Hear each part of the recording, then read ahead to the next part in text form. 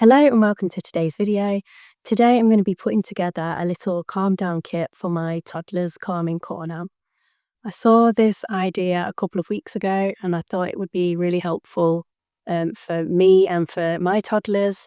So I'm going to put some stuff together and show you what I got and just talk a little bit about what a calming corner and a calm down kit is. So, a calming corner is a safe space for children to manage overwhelming emotions.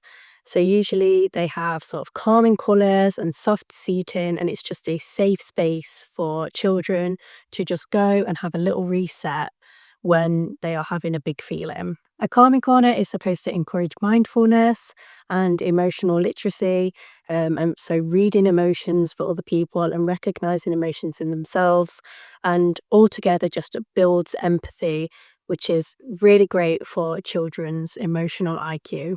So now I'm just going to jump in and show you some of the things I got to put in the calm down kit.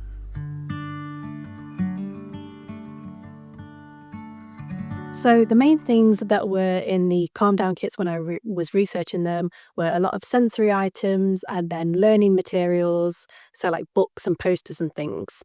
So I'm just going to go through some of the sensory items I got first, and then I'm going to go through some books with you. So let's start with this. I got this fluffy rainbow ball, and it's really, really soft, and it's like a bouncy ball as well.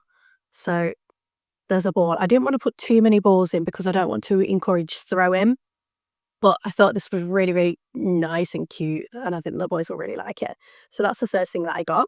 The next thing that I got was this little creature. I can't say this.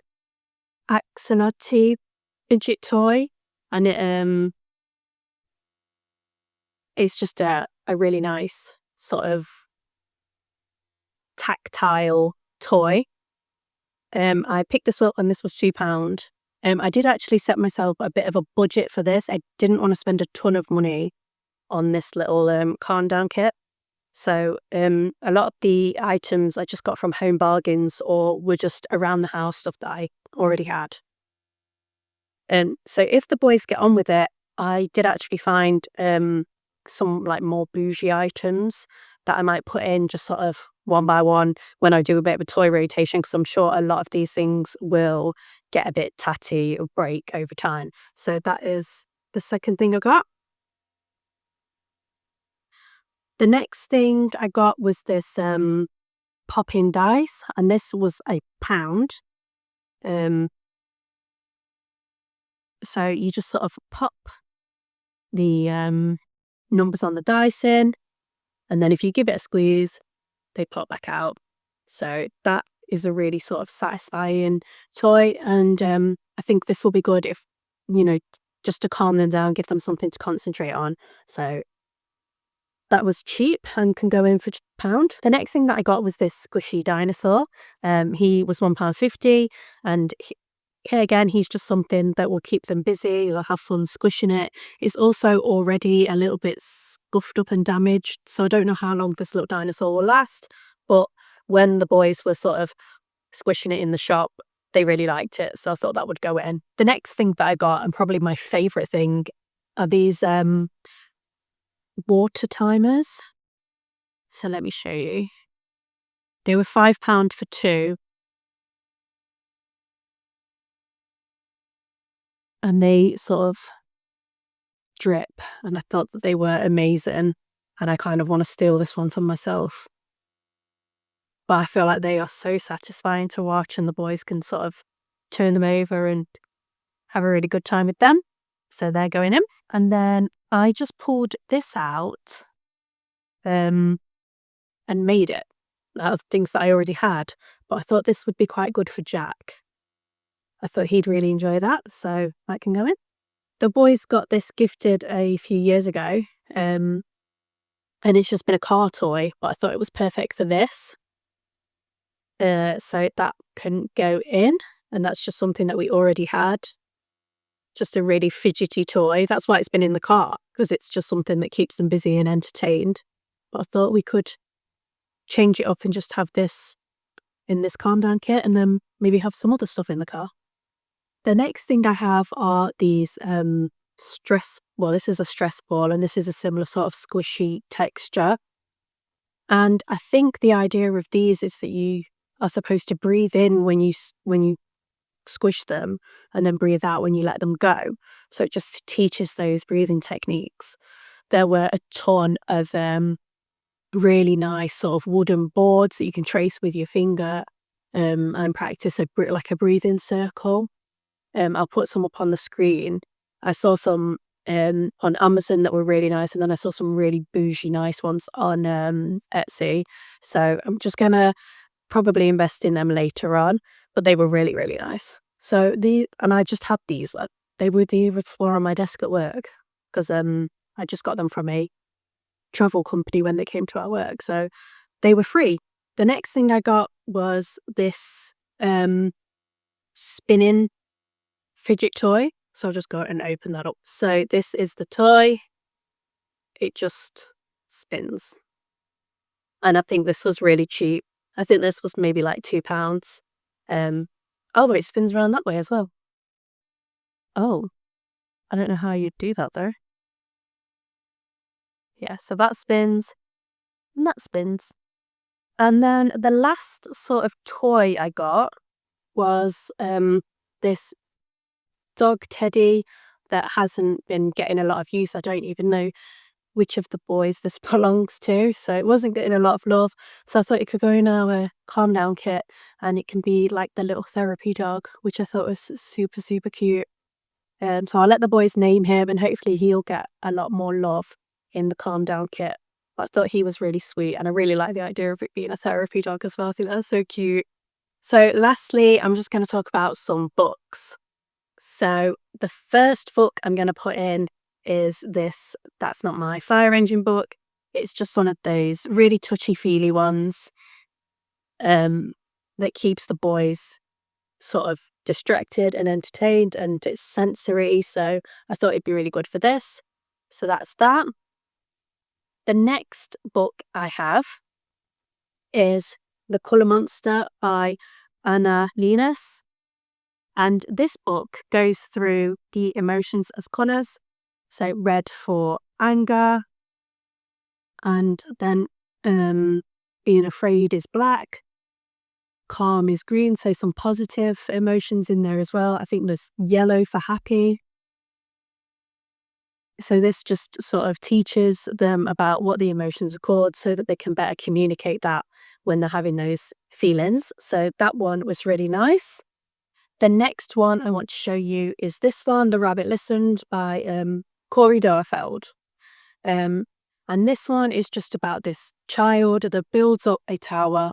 It gets knocked down, and then all of these different animals want to help the child. They talk about sort of, do you want to talk about it? No. Then the bear comes and he wants to shout about it, and the child's like, no. And then they go through all of these different animals with different ways of dealing with things. Like the hyena just wants to laugh about it, but is not really interested in that. And then the rabbit comes along and just sits next to the child and just listens to what's happened. And this one is just really, really sweet. And then they build it back up when they're ready. But I found about this one from the Empathy Lab UK, which is a Instagram. I follow them on Instagram, and they give loads of really great book recommendations, and they bring out a sort of table for different ages, so it goes right up for all sorts of children, and you can get some really great book recommendations off there. The next ones that I have to show you are a little bit more accessible. I picked these up in a supermarket, so I have the Stompisaurus, the Worrysaurus, and the Hugosaurus. And these are all by Rachel Bright, and they just talk about different emotions, and they're part of a series called Dino Feelings. So they're really accessible and really nice to talk about. I think there are a few more now, but I don't have those ones. Then I just saw this one at the library, which is Storm Goliath by James Selleck. And this one's saying about calm over anger, and it's also part of a range. So there's these books talking about feelings are really easy to come by. There's a lot of choice out there. There's another one here, which is called Saving Piku, which is about friendship over fear. This one is about a gorilla who gets angry and how to overcome those feelings of anger. And then I have these to show you, which are again just by Rachel Bright. The camel who had the hump, and that one is just about a grumpy camel. Finding your voice, the lion inside. Being a bit braver, the koala who could. And then the squirrels who squabbled. So loads of really, really accessible books to sort of put in the calm down kit. I found a couple of other books that were really nice as well. I'm just going to put one up on the screen here, which really goes into those breathing techniques that I was talking about. And it gives children examples of how to breathe in and out, and just blowing out bubbles for breathing out, smelling flowers, blowing out candles, and makes it a little bit more accessible to a child's mind to put it into an action that they are familiar with, which I thought was really nice.